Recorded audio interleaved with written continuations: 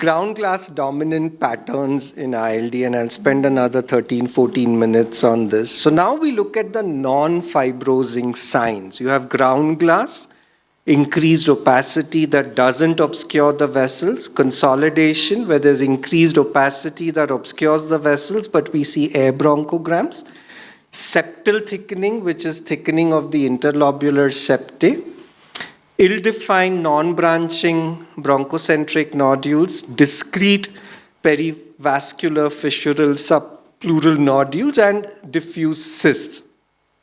In the past, we used to call this cystic ILD. Then in between, everybody moved to saying these are not ILDs, this is diffuse cystic lung disease. And again, the new classification says we should call all of them cystic ILDs. So we keep changing our slides every 5 years based on what new thing people come up with. So what is ground glass? On its own, it's just increased density that doesn't obscure the vessels. Usually there are spared areas. Some of them may be due to air trapping, which you could make out if you have expiratory images.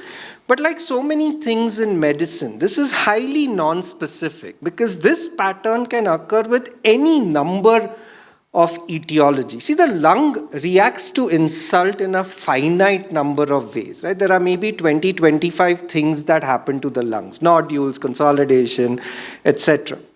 But there are 1,000 disease entities. So you have to be able to figure out what this pattern is due to, and that can only happen if you have the clinical picture with you, which most of the times we don't have. But this same pattern, if it occurs in a woman 50 years old exposed to pigeons, 2 months history of breathlessness, we will call it hypersensitivity pneumonitis.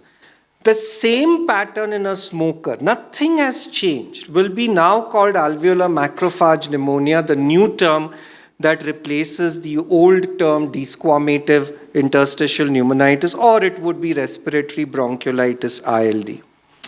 The same appearance can occur with diffuse alveolar damage. Earlier we used to say acute interstitial pneumonia or acute lung injury. And the same pattern in a patient who has HIV would be PCP, PJP. So the same pattern can be any of these diagnoses depending upon what the clinical presentation is. And to some extent, we should have access to some of the clinical stories so that we can make a reasoned guess at what it might be. And I'll give you an example. 56-year-old presented with 1 week history of fever, dyspnea, and you have ground glass, nothing else, right? Just ground glass. And these are all the differentials, HP, edema, tropical eosinophilia, all the things that you would want to think of. Now, non-smoker, no cardiac issues, normal eosinophil count, no medication. We went into the details.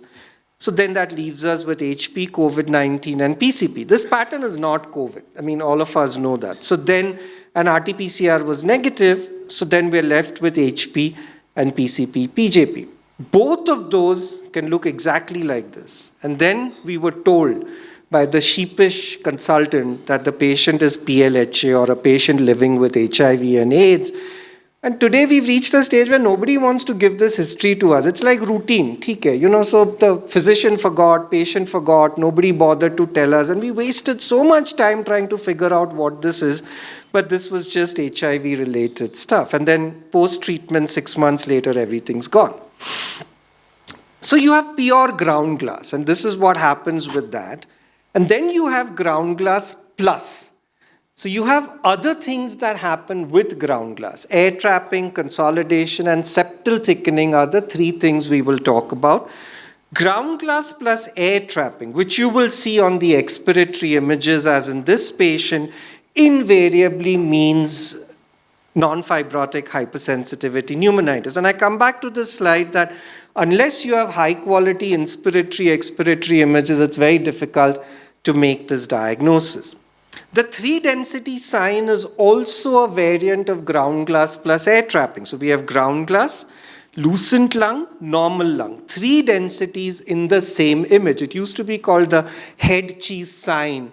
Nobody understood that, including a very senior pulmonologist who one messaged me saying that, where is the cheese in this? And Said that's fine. Head cheese is slices of pork that have different forms of meat within. So now we just use the term 3 density sign. Then we have ground glass plus consolidation. And the moment you have consolidation as a form of interstitial lung disease, it means this is an organizing pneumonia pattern, which can be peribronchovascular, subpleural. You can have the reversed ground glass or the atoll sign. So that's the ground glass in the center and the consolidation at the periphery. And you can have the reverse bat swings appearance, ground glass here, and again you have consolidation at the periphery. I didn't really understand the atoll sign till very late. What it means is you have a lagoon in the center and a landmass around the water body, which is how you see all these areas of reversed ground glass. We saw a lot of organizing pneumonia during COVID because that was the predominant pattern. You could have subpleural involvement, patchy involvement, peribronchovascular involvement. So we learned a lot about organizing pneumonia at the time. So when we see an organizing pneumonia pattern, we have to ask ourselves, is there a cause? Because organizing pneumonia can occur due to a lot of conditions, including connective tissue diseases, exposure to drugs, etc. If no cause is found, then we call it cryptogenic organizing pneumonia or COP. So there's a lot of clinical input required to use the term COP. As radiologists, we shouldn't use the term, and we should just say it's an organizing pneumonia pattern. Please look for a cause. Now, the OP pattern has its own differentials. All of these can look like an organizing pneumonia pattern. So one is you have an OP pattern and you have the causes of that. The second is conditions that can look like an OP pattern. Three of those, the common ones, one is IgG4 related disease. You see these peribronchovascular areas of consolidation. You have vasculitis. This is GPA or granulomatosis with polyangiitis. In the past, they used to call it Wegener's disease. And you see all these areas of consolidation. And then after treatment, everything has gone. And if a patient has a very long-standing history, then invasive mucinous adenocarcinoma can also sometimes look like an organizing pneumonia pattern. Then we have ground glass plus septal thickening. That's the other ground glass plus that we have. And here we have the classic pattern. This is called the crazy paving pattern, where we have ground glass, septal thickening, and normal lung as well. Anyone? What is this?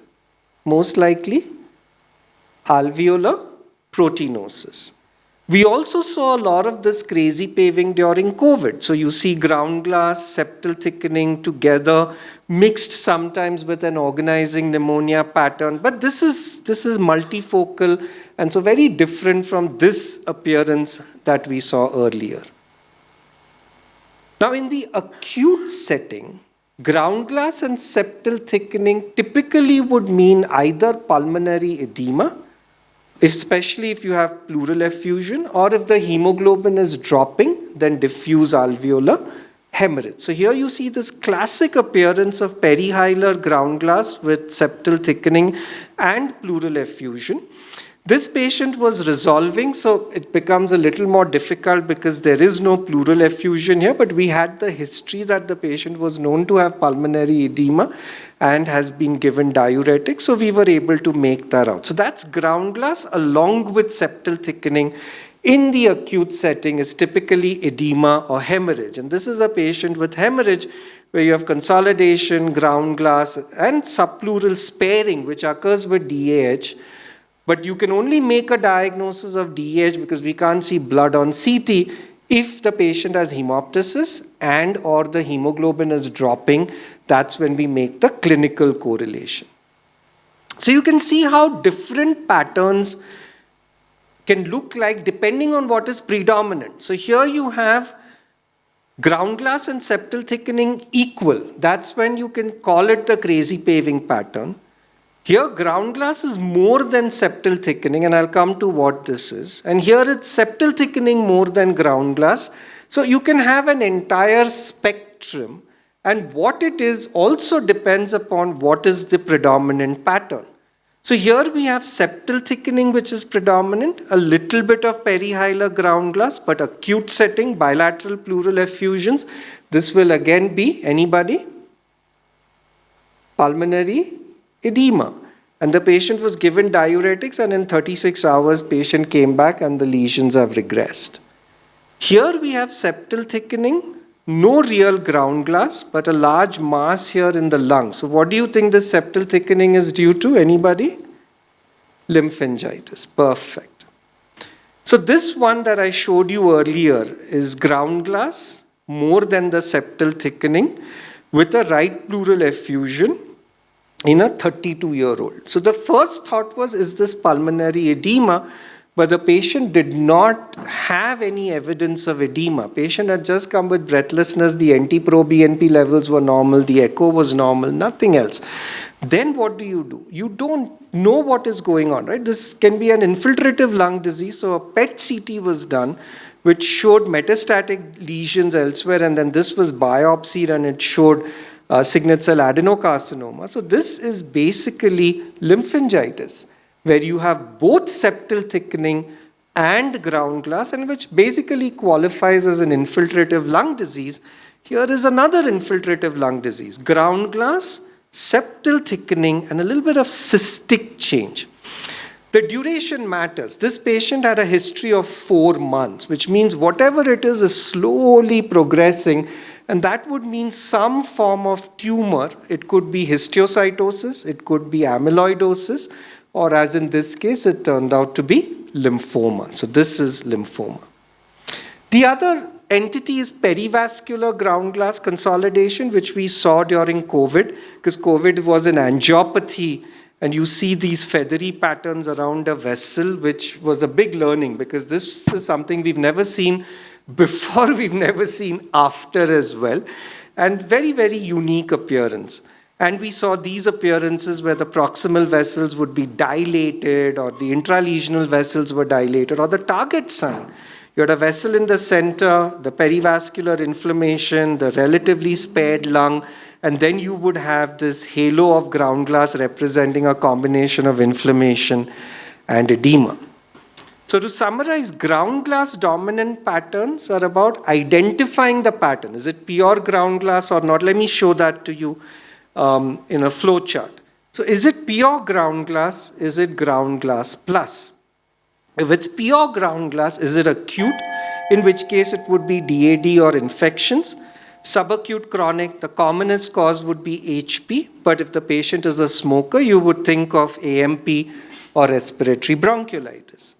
Ground glass plus with air trapping is HP, but you must rule out small airways disease and chronic pulmonary thromboembolism, which are mimics, and that you can do. There are ways of doing that.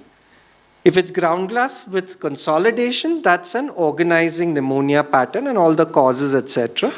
And if it's ground glass plus septal thickening, acute would be edema, hemorrhage, sometimes alveolar proteinosis. But if it's subacute chronic, then it's alveolar proteinosis or infiltrative conditions like lymphangitis, lymphoma, amyloid, and histiocytosis. Remember that if you're stuck for an answer, you often have to look outside the lungs, which could be in the chest, elsewhere in the body. History and often a whole body PET CT becomes important if you're stuck and you don't have an answer. Thank you so much for listening to me.